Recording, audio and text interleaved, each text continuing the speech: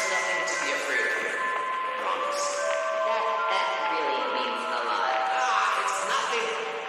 Instead of what you want, instead of trying to make them happy with you, you should just try to make them happy.